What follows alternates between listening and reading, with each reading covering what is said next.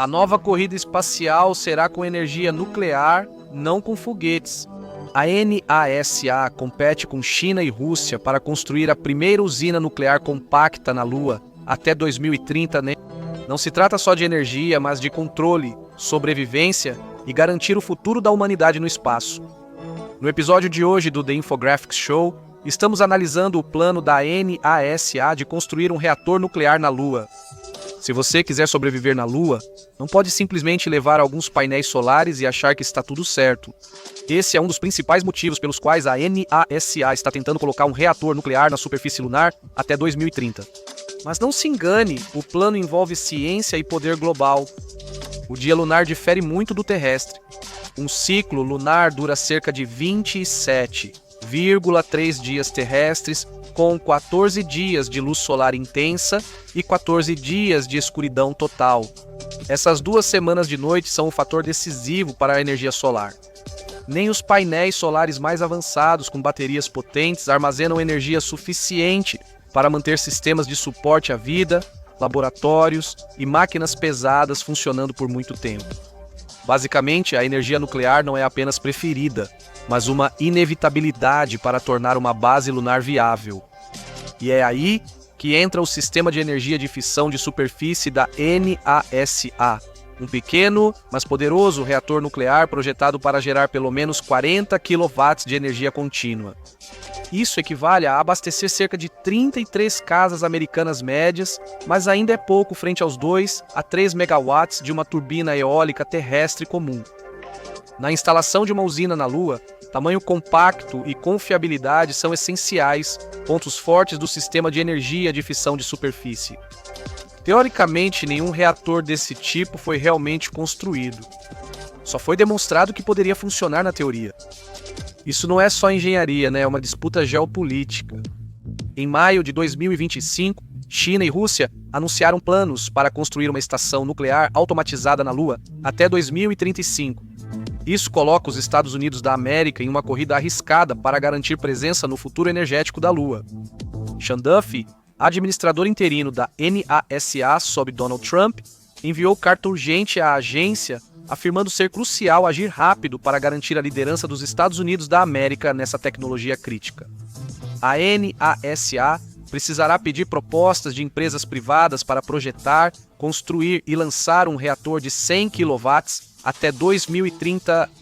A NASA busca algo modular, leve, resistente para pousar na Lua e operar por 10 anos sem reabastecimento. Isso significa blindagem avançada, operação autônoma e um design praticamente livre de manutenção. Tudo isso são grandes exigências. Mas por que essa pressa? Quem liga para quem põe um reator na Lua antes? Quem controlar a rede de energia lunar pode dominar sua economia e valor estratégico como centro de lançamentos espaciais. A Lua não é só uma rocha velha, é o portal para Marte, mineração de asteroides e uma possível economia espacial trilionária. Sem energia confiável, nada disso acontece. Vamos explorar esses fatores mais adiante, mas muitos acreditam que a Lua será um imóvel muito disputado no futuro. Especialistas afirmam que, com recursos suficientes, é possível cumprir o prazo de 2030, mas há um porém. A administração que busca esses objetivos já cortou o orçamento da NASA antes e pretende reduzi-lo em 24% em 2026. E isso levanta dúvidas sobre como esse plano vai se concretizar. A administração afirmou que já há projetos de pequenos reatores e, se os Estados Unidos da América liberarem recursos, a tecnologia pode ser usada.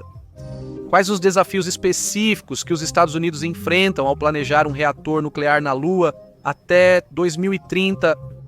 Primeiro, há o desafio de chegar lá. O plano é usar o programa Artemis para levar o reator até lá. Mas como muitos já apontaram, isso simplesmente não é viável. O programa Artemis está atualmente atrasado.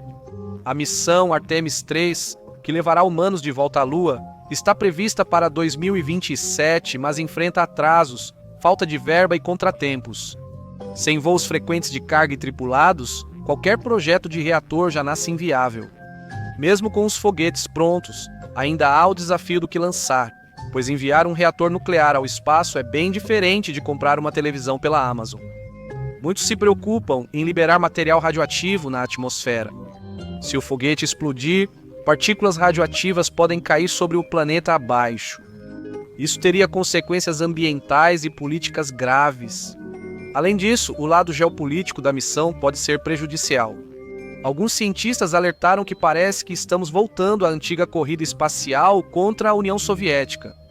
Infelizmente, isso pode levar a missões sendo lançadas cedo demais ou a própria ciência ficando em segundo plano em relação ao prestígio. Isso nos remete ao fraco histórico das missões espaciais nesse período. Os Estados Unidos pousaram astronautas na Lua apenas 6 vezes entre 1969 e 1972 durante o programa Apollo. Naquela época, usávamos o Saturno V, que ainda é o foguete mais potente já lançado. O Saturno V não é fabricado há mais de 50 anos e nada atual iguala sua capacidade comprovada para missões lunares. Mesmo que o Artemis ganhe ritmo, a logística de construir uma base lunar é assustadora. A Estação Espacial Internacional fica a 400 quilômetros de distância, mas levou mais de uma década e muitos voos para ser concluída. A Lua fica a cerca de 384 mil quilômetros, tornando a viagem de 3 dias e exigindo muito combustível. A emissão de carbono de várias viagens de carga à Lua pode ser relevante, ampliando o debate ambiental. O suporte à vida é outro desafio nas complexidades de operar um reator na Lua. Astronautas e engenheiros precisariam estar presentes para construir e solucionar problemas do reator, o que significa que seria necessário ter uma base lunar de tamanho considerável. A base precisaria de comida, ar respirável e um fornecimento estável de energia enquanto o reator está sendo construído durante meses. Embora a hidroponia e outros experimentos a bordo da Estação Espacial Internacional tenham mostrado potencial, ampliar isso para uma base lunar sob gravidade reduzida e exposição constante à radiação nunca foi feito. Alguns engenheiros planejam usar concreto lunar feito de poeira da Lua e cimento, ao invés de trazer tudo da Terra. Embora os primeiros testes mostrem que essa mistura pode ser mais resistente do que muitos materiais da Terra, a tecnologia ainda é experimental. Mesmo que eles construam um abrigo na Lua, as partes críticas do reator, sistemas de controle, blindagem, radiadores de calor, ainda teriam que ser lançadas da Terra. E ainda há os módulos de pouso. Atualmente, não existe um módulo de pouso lunar totalmente operacional e independente, capaz de entregar cargas pesadas com segurança na Lua. A Starship da SpaceX é candidata, mas muitos testes acabaram em explosões. O módulo Blue Moon, da Blue Origin, ainda está em desenvolvimento e não provou a segurança necessária para transportar centenas de quilos de urânio e lançá-los sobre áreas povoadas. Tecnicamente, espera-se que ambos os módulos estejam operacionais até 2030, mas a verdade é que não há absolutamente nenhuma margem para erro. Contratempos como atraso de foguete, teste fracassado ou corte de orçamento podem atrasar o projeto. Como já dito, reatores nucleares não devem ser enviados ao espaço com pressa. Embora o sonho de abastecer a Lua com energia nuclear seja cientificamente sólido, até 2030, o caminho enfrenta desafios de engenharia, segurança, política e incertezas tecnológicas. A NASA pode conseguir, mas só se tudo sair perfeito. A história da exploração espacial mostra que isso é raro. Vamos focar no reator. Em janeiro de 2024, a NASA finalizou a primeira fase do projeto de energia de fissão de superfície. Empresas privadas mostraram ser possível criar sistemas nucleares seguros, limpos e confiáveis, ao menos no papel. 3 contratos foram prorrogados para coletar mais dados antes da fase 2, que prevê criar uma unidade funcional, testá-la por 1 ano e operá-la por 9. Tudo isso parece razoável, até você perceber que Sean Duffy está pressionando por uma consulta de 60 dias para aprovar um projeto que precisaria estar pronto para um lançamento em 2030. Na engenharia, 5 anos passam rápido para algo que precisa funcionar sem falhas graves. Mesmo com o pouso em 31 de dezembro de 2030, o ciclo de desenvolvimento de um novo reator espacial seria muito curto. No entanto, a NASA já tem alguma experiência prévia. O reator Kilopower, usando tecnologia Stirling, mais conhecido como CRUST, provou ser robusto em testes em solo. Ele utilizava varetas de urânio para gerar calor, e derretia sódio em tubos térmicos. O calor era transferido para um gás que movia o pistão do motor Stirling, produzindo eletricidade. Crust é simples, confiável e gera alguns quilowatts. Projetos atuais de energia de superfície por fissão usam o ciclo Brayton fechado, no qual o decaimento do urânio aquece um fluido que move uma turbina.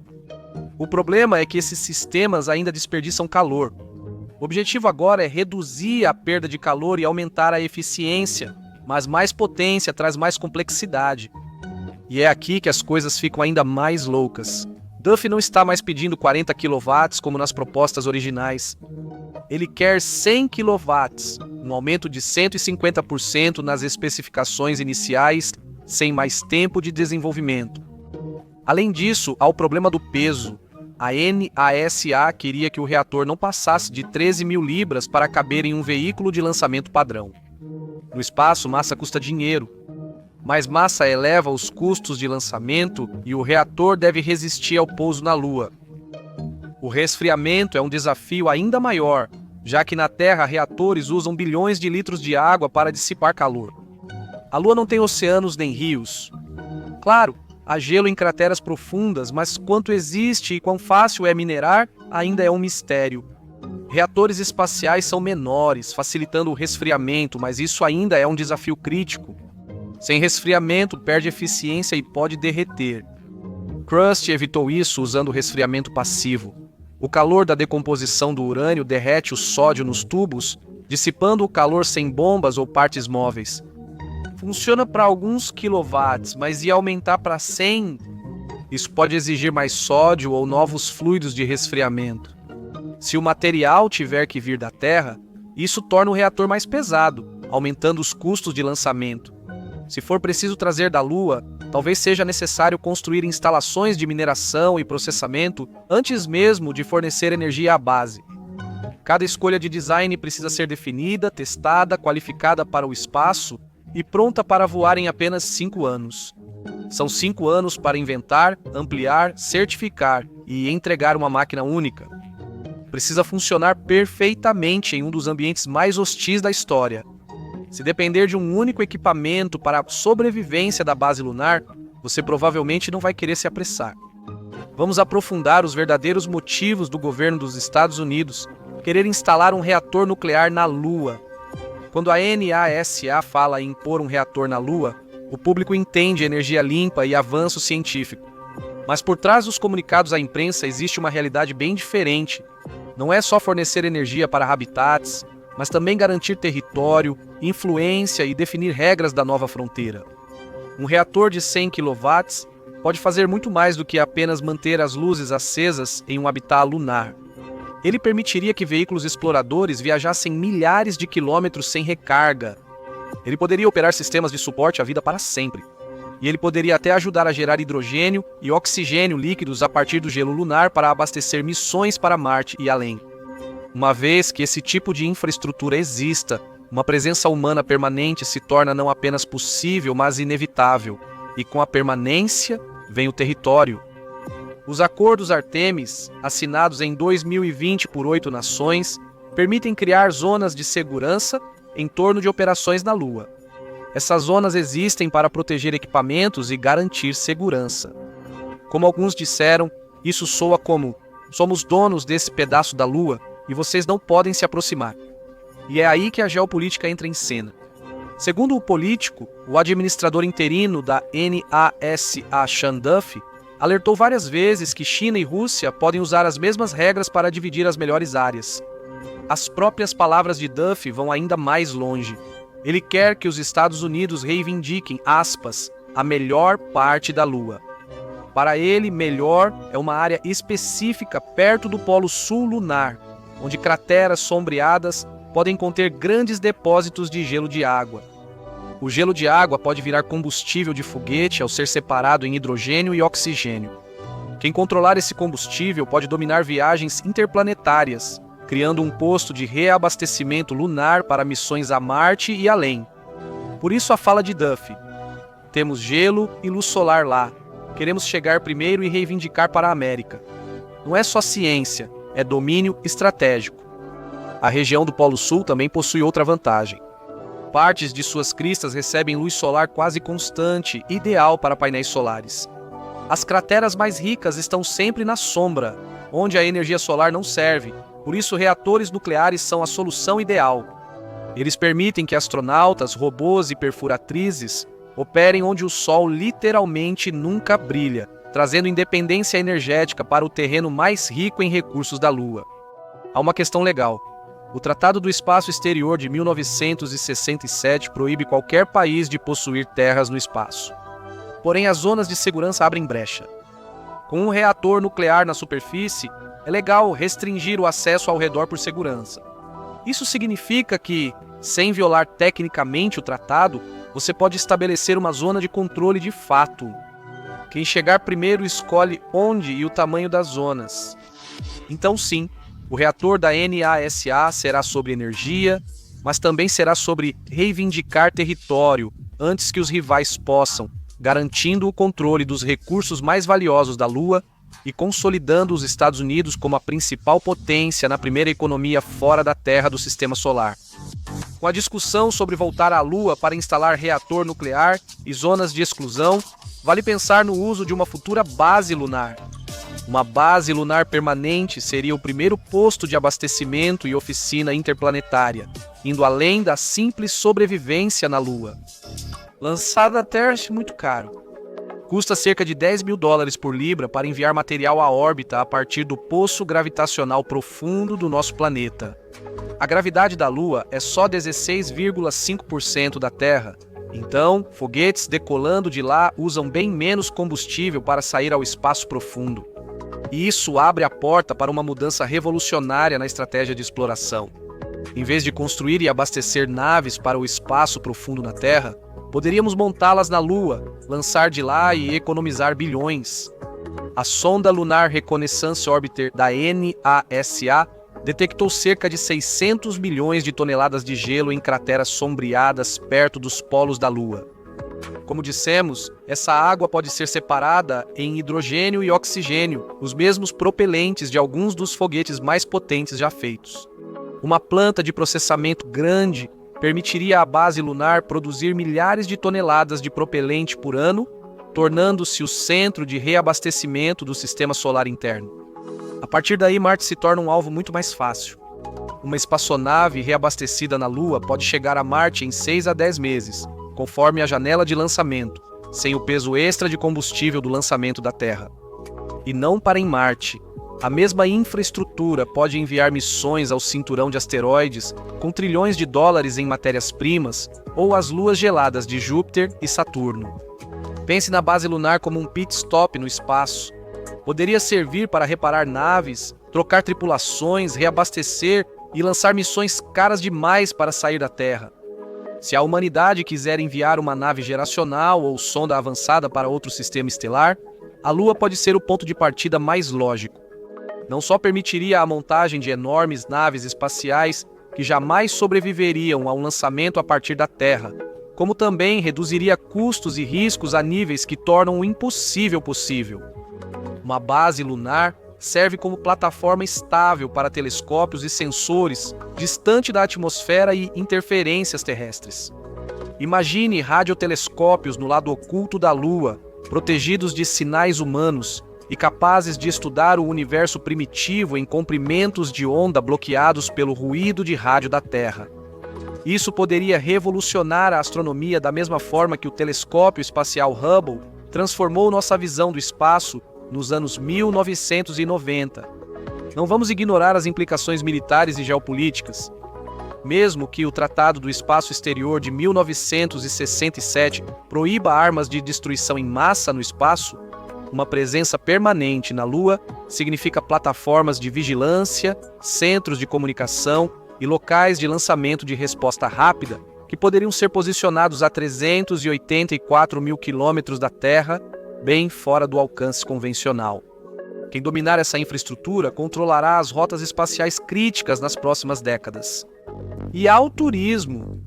Parece ficção científica, mas com SpaceX e Blue Origin criando módulos lunares, turistas ricos podem ir à Lua em até 15 anos. Logo, esses turistas espaciais vão querer um lugar para ficar, exigindo um hotel lunar. Com o tempo, o turismo pode compensar os altos custos da infraestrutura lunar. O problema é que todas essas ambições de minerar gelo a abastecer um hotel na Lua dependem de uma coisa: energia. E a Lua é um lugar brutal para manter as luzes acesas. Por isso, especialistas afirmam que sobreviver por longos períodos na Lua é um verdadeiro pesadelo de engenharia. A energia não serve apenas para luzes e aquecimento, ela é usada para operar os sistemas de suporte à vida. Sem energia confiável, 24 habitats de alta tecnologia, laboratórios e equipamentos de mineração viram apenas esculturas congeladas e caras. Se funcionar, o reator pode ser a base de futuras colônias lunares e transformar a Lua na primeira colônia espacial da humanidade. Com rivais próximos, nunca houve tanto em jogo. Esta é uma corrida pelo futuro da civilização humana. Quando aquele pequeno reator nuclear se acender na superfície da Lua, ele não será apenas uma fonte de energia, mas um símbolo do que podemos alcançar quando ciência, tecnologia e determinação se unem. O próximo grande salto não é apenas ir até a Lua, é sobre permanecer lá e ir muito além. Se a NASA conseguir abastecer uma base lunar com um reator nuclear, será que Marte pode ser o próximo? Veja o verdadeiro problema de viver em Marte, para entender por que sobreviver lá é mais difícil do que parece. Ou clique neste vídeo